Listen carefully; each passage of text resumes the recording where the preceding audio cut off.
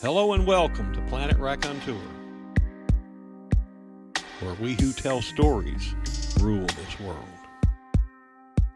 I am this episode's special guest guide, Dave Sincere, leading you through sights and sounds, both wonderful and frightening. This is Flight by Michael T. Brooks. Oh man, I can't die like this. Not like this. Not with these strangers wailing about God and Jesus and their mamas. Not with the nose of the plane doing 600 miles an hour towards some godforsaken Midwestern cornfield. Oh, no, not like this. The jetway smells of faded industrial carpet with a dusting of exhaust. We file into the terminal like veterans returning from battle, clothing decorated with tears and puke and sweat and piss and shit. The airline employees look on timidly, wanting to comfort, but improperly trained to deal with the remnants of communal near-death catharsis. Perhaps this year's customer service conference will include a breakout session. Just a suggestion, you know. People in the gate area grow curiously quiet as we go by. I watch a young girl pull her earphones off and close the magazine on her lap. The seat next to her is ripped at the seams, yellow stuffing peeking through, and the businessman on the row behind is drinking a grande latte with chocolate sprinkles on whipped cream. Details. Unimportant, trivial, useless. Doesn't matter. Fill my head, please. Help me forget the still urgent desire to shit my pants and scream like a baby. I get off the elevator on the wrong floor of the parking garage. Now, was I on 4B purple or 5D crimson? I stop and I lean my hand against the back of the pickup truck. It comes, hard and ragged. I throw up 7, 8 times, gagging on nothing after the first 3. I gasp for air, tremble, gag, tears hemorrhage from my face, jumping from my cheeks to the dusty concrete in their little, perfect teardrop shapes. An airline representative, Mrs. Skeeter, was brought on board after the paramedics removed the injured and the dead. The heavy guy in front of me, 17F, couldn't take the stress, and his ticker just crapped out. A handful of people couldn't stop crying or breathe right, so they were escorted off with some urgency. The rest of us, those of us who had somehow gotten their shit back together, were trapped on board what would have been our vessel to the afterlife. While good old Mrs. Skeeter apologized profusely on behalf of the airline and promised to be in touch with some manner of compensation. Yeah, I didn't hear much after compensation. My brain was busy calculating how much it's worth for thinking I would soon be impaled by ears of corn at the speed of sound. The mattress noses down, falling at 100 feet per second. I scream, grab for the bed frame frantically, grab for my seatbelt, then leap from the plummeting vessel. She shakes me awake, my shirt soaked with sweat and my head pounding. I see blood on her face, neck, chest, and under my fingernails. The kitchen is cool and dark, and I sit at the table, staring quietly into the streetlight. Dawn is still 2 hours removed. Man, it's not even 10 o'clock, and I've related the story no less than 20 times. My cube is the official clearinghouse for near-death information and anecdotes. Check this out. Well, you're lucky to be alive. Yeah, no shit. What did you think about? All the porn they'd find on my hard drive? 15,000 feet for no reason. I don't know, maybe the pilots were bored. You gonna sue? Yeah, for a refund on the bourbon I spilled everywhere. My third cousin died on a ferry boat in Norway. Huh, I see the parallel. You're so brave. Well, you obviously didn't see me sobbing like a widow in the parking lot this morning. Bro, seriously, bro. Dude.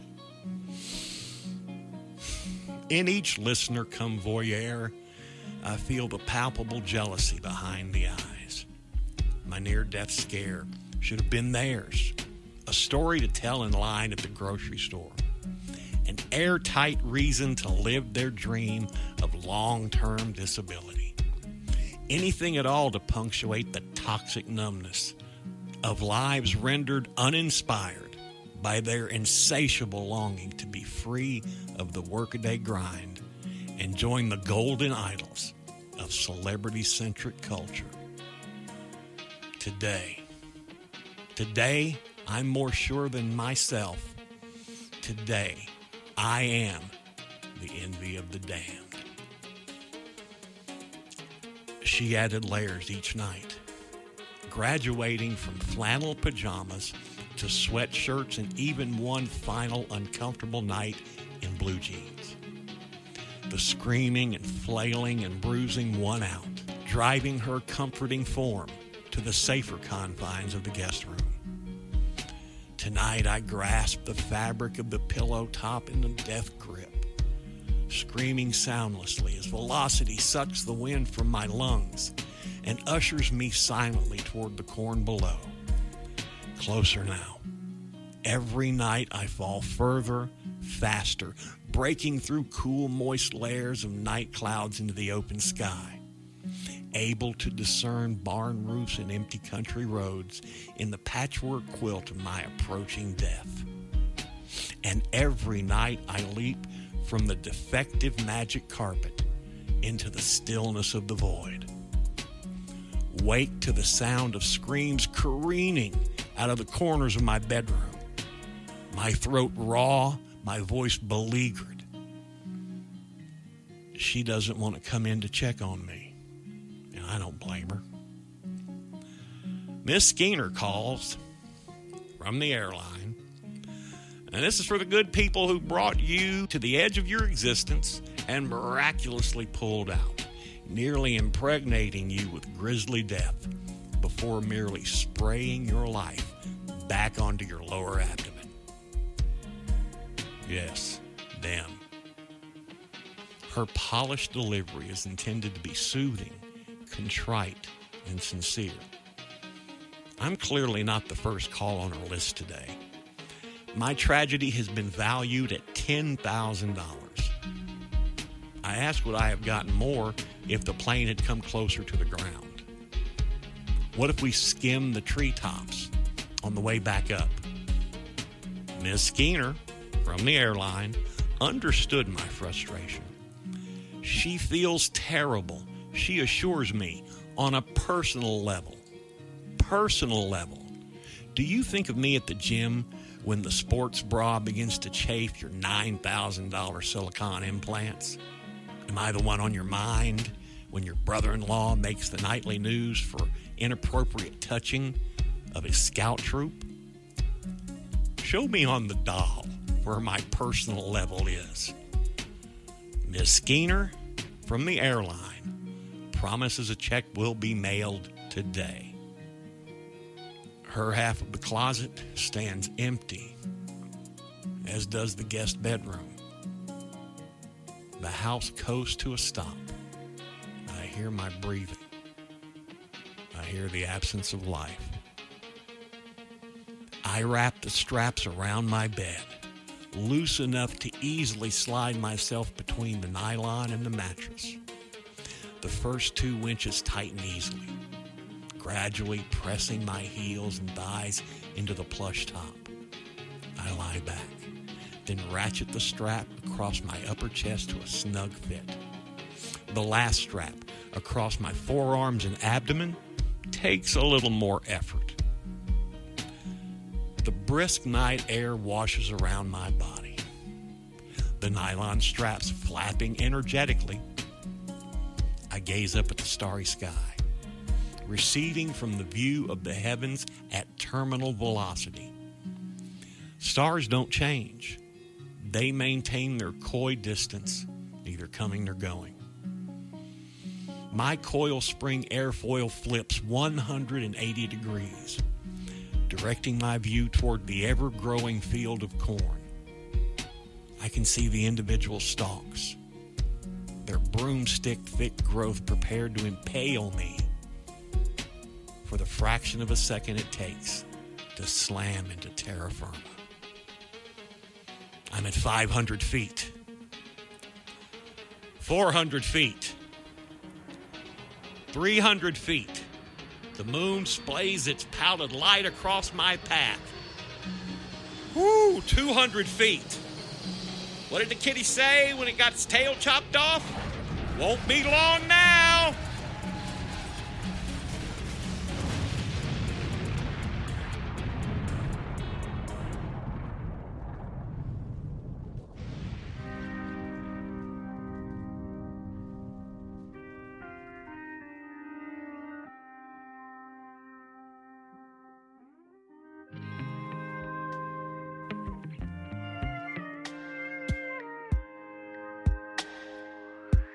Fantastic. You know, in my life, I've kissed a few princesses who turned out to be frogs. This next story is about just that. Here's Rot Girl by Charlie Chitty. This is Rot Girl by Charlie Chitty. At the time, I didn't really think about it. I was young. Weren't you young once? You know, at some point, everyone has a morning when they wake up and regret what happened the night before. They turn over and they see something quite unexpected lying next to them.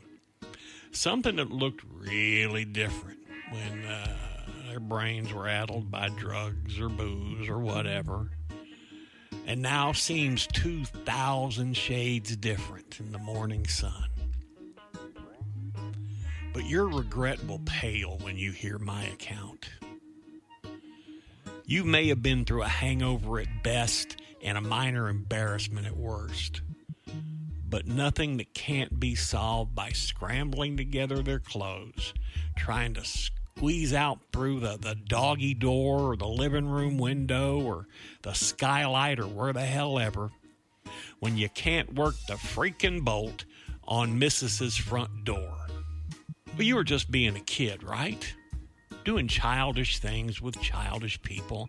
Nothing sinister was happening. You didn't wake up in the same bed as I did. For fuck's sake. Okay, I'll start from the freaking beginning. I joined the Navy in late 2010, going out with them on several overseas missions, preventing fights from breaking out, stopping terrorist pirates, not that I ever really got to, and providing security at sea, you know, all that jazz. I also got a great Facebook profile picture of me standing at the helm of a Type 45 destroyer. So that's something, right? On one particular and fateful mission, I was shipped out with a crew to Port-au-Prince to build international relations between the Haitians and Colombia rules the waves in the wake of dreadful earthquakes that shook Haiti at its foundations. We came in to offer support, with several generals posing for pictures for the local rags, everyone looking serious, and the offer to help from overseas being repeated over and over until your ears started to sting. I was at a bit of a loose end, so I had nothing to do. This was a mission of just politics and military fraternizing. It didn't have anything to do with new recruits who still had tags on their boots. Now, as I remember, it was Jerry, who put forward the idea, saying that the Port-au-Prince slums had some of the best bars in the world. I took a look at Steve. We nodded. Sure, why the hell not? Sounds good. So Steve and myself were to understand that best bars meant either nice-tasting drinks or smart bartenders who knew their facts, even if they weren't exactly well-attired, as well as pleasant scenery, of course. And, of course, he meant they were filthy, water-damaged, falling apart. They're full of people, full of pills, full of needles, full of men, women, on Dasher, on Dancer, on Prancer, on Cupid. Are you getting the picture? What that prick Jerry meant was seedy. I stayed for a single warm beer that seemed to come in a glass that had only ever been washed when more warm beer had been poured into it. It even had a thin crust of dirt around the rim. I just tried to drink it at an angle. "So what do you think, Carl?" asked Jerry, grinning. Well, I didn't think anything. Not really. Well, actually that's not true. I thought about calling Jerry a useless spaz. But before I could, my gaze fell upon a young woman sitting at the furthest end of the bar, underneath an old rattan fan full of holes that should have given up the ghost years ago. She was a blonde, looked about 19, and gave off this aura of coolness, calmness. After my second dirt beer, I plucked up the courage to walk past her and get a closer look on my way to the gents.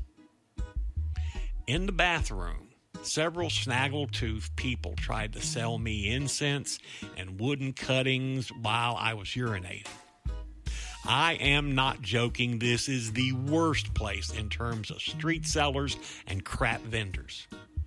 Now, on my way back, I noticed both Jerry and Steve had left without me, potentially lured out by the throngs of sellers, drunkards, and dumbasses. This was the middle of the summer and the very peak of the tourist season. The bar was all but empty, having seemingly emptied in the space of about 2 minutes while I was using the toilet. And then that woman with a strange radiance that I couldn't quite explain, turned to smile at me. It seemed to kind of make my skin crawl, but in a way that I didn't particularly mind, She patted the bar stool next to her twice. Now, I was about to walk out the door. Things seemed to be going good, right?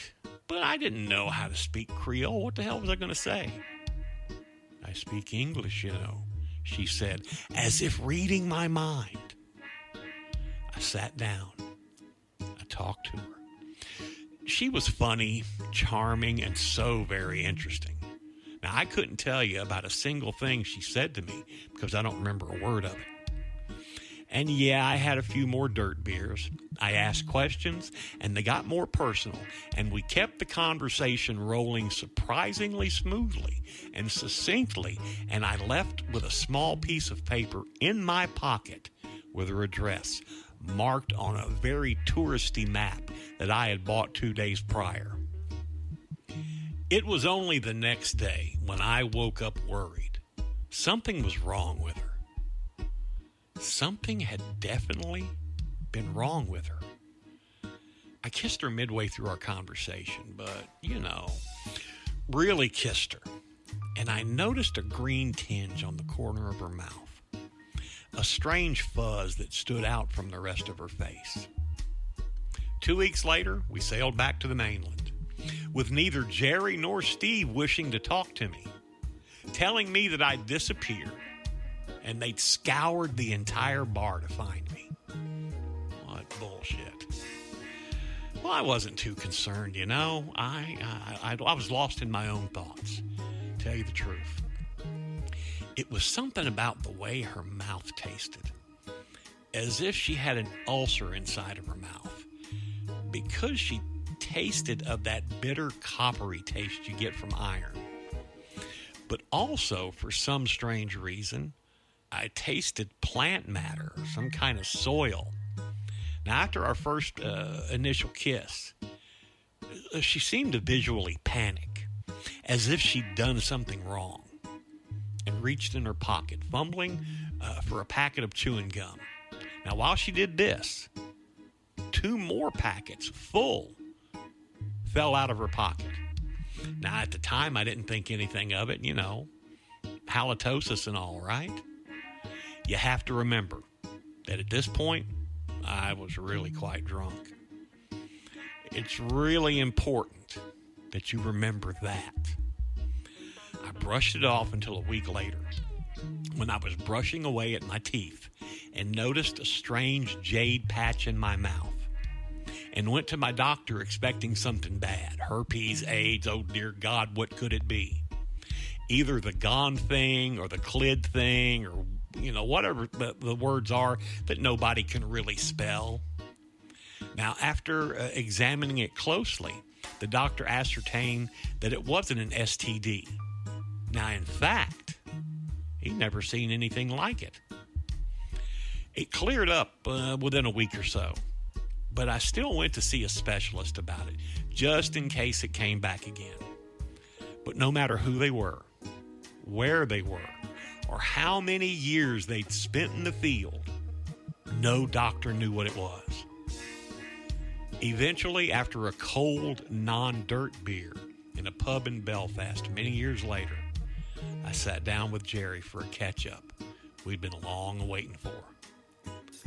I told him about the condition and laughed it off, but noticed him becoming slightly quieter as the night went on. Eventually, after 15 minutes of trying to pry an answer from him, he finally broke and told me that he knew of the condition, and he had seen it all the time in patients that he worked with. Well, I was thankful for that. But that wasn't going to last. I knew he'd changed jobs in recent years, after a spate of unemployment after he left the Navy. You see, he told me he'd become a mortician. He told me that it was perfectly normal for a cadaver to grow fungal rot underneath the gums and lips. Unlike a black virulence or a blood red glob, the green only creeps in when the owner of the house has put his property to market, apparently.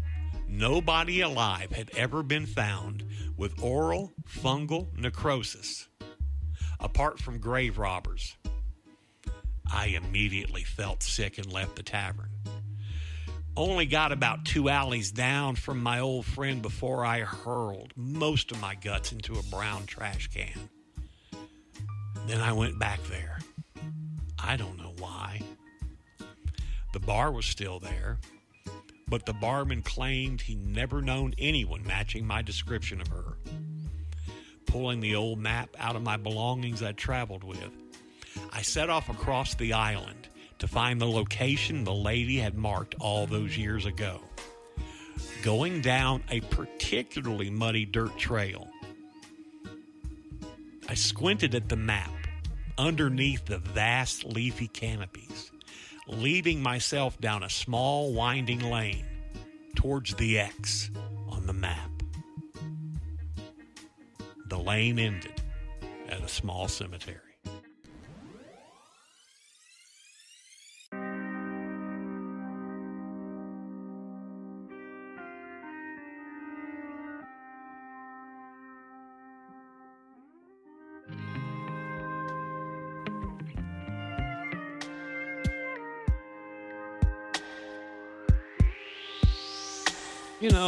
You may believe in the devil.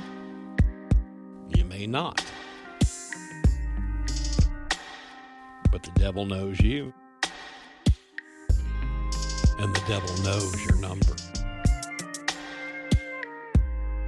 This is The Devil You Don't Know.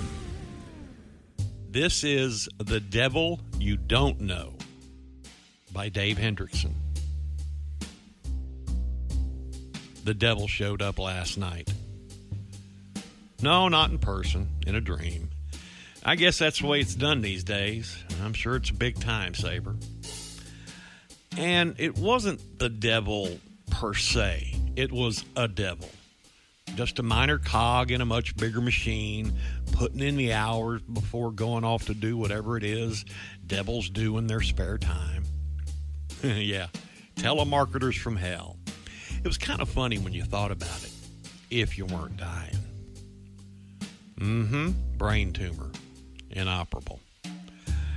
Yeah, I know it's sad. Thank you for the kind thoughts. Yeah, it has put things in perspective. Yeah, I'll let you know if there's anything you can do. Thank you for being so kind. Listen, I'd already told everybody who really cared. We said all the things you say in those situations. Now, all that was left was to deal with the mundane, sordid business of dying while everybody got on with their lives. Until the dream. Now, he was polite enough. Really quite nice for an infernal messenger. And he was patient, too, seeing how I had a lot of questions. And he must have heard them all a million times before. It would have made life a lot easier if the organization he worked for could have sent around some promotional material, a pamphlet or a tract, and, ahead of time to smooth the way. Once you got through all the marketing mumbo-jumbo, though, it was all pretty straightforward. No immortality. Well, that was off the table to begin with, he told me candidly. And it made sense. If I never died, where would be the payoff for them? I mean, he could have dangled the offer in front of me, but I knew there would always be some kind of catch, so I was glad he didn't bother. And no youth, no mountain of gold, no globe-encompassing power, no stable of pliant, beautiful lovers, all men, women, whatever you want, depending on my preference, of course. You might find it hard to believe, but I was just as glad about that last one. You see, when you get to be my age, fantasies are better left where they are. Now, don't get me wrong. Sex is great, but it all gets a little too much hard work after a while, doesn't it? Maybe other kinds of people get those offers, not me. Remission of unknown length, that was the best he could do. A stay of execution, if you will. Now, he tried to talk it up a bit, but that's what it boiled down to. Clearly, it was a buyer's market. He didn't know how long said remission would be for either. He assured me he really didn't know. Apparently, some things in the universe actually were indeterminate. Isn't that interesting? Now, it might have been a line, or maybe he just wasn't privy to that kind of information. After all, he was just a guy who worked the phones. The procedure was simplicity itself, he went on to explain to me. All I had to do was sincerely affirm that upon my death, my soul would no longer be my own. That was all it would take. And I wouldn't even be bothered with the thought of what I had agreed to. The memory would be wiped from my mind, and I could go about my life as if some minor miracle had occurred. Now, that is until the moment of truth, when all the secrets of all hearts are revealed, to paraphrase the well-known verse. I would even have use of my soul until the time came, for whatever good that was going to do me. He suggested I think about it as a reverse mortgage. I guess he knows I'm a senior citizen. And I thought about it. I did. It wasn't like I enjoyed this pain, and I certainly don't want to die. Here's the thing, though. I didn't have anybody depending on me. No wife, no kids. Now, I have a few friends that would miss me, but we're all getting on these days, so there's no kidding ourselves. If it wasn't one thing, sooner or later, it would have been something else. And he was cool about it when I told him I wasn't interested. I don't think he was even particularly surprised. After all, he's done this a million times, right? He didn't wipe the dream from my memory. He wanted to give me a chance to think about everything we had talked about. And I'm gonna, of course. How could I not? I imagine I'll be hearing from him again, in fact. Probably a lot of people turn the deal down the first time they hear it, only to change their minds later on when things get rough and the end is nigh. Me, though, I think I'll try to tough it out. Hell, I didn't even know I had a soul until last night, but if the devil wants it, it must be worth something. Who knows? Wherever I'm going, it might be the only thing I can take with me that's even worth selling.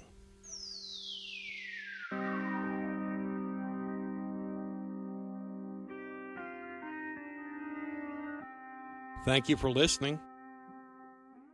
All of the stories on Planet Raconteur are used by permission of the authors or are in the public domain.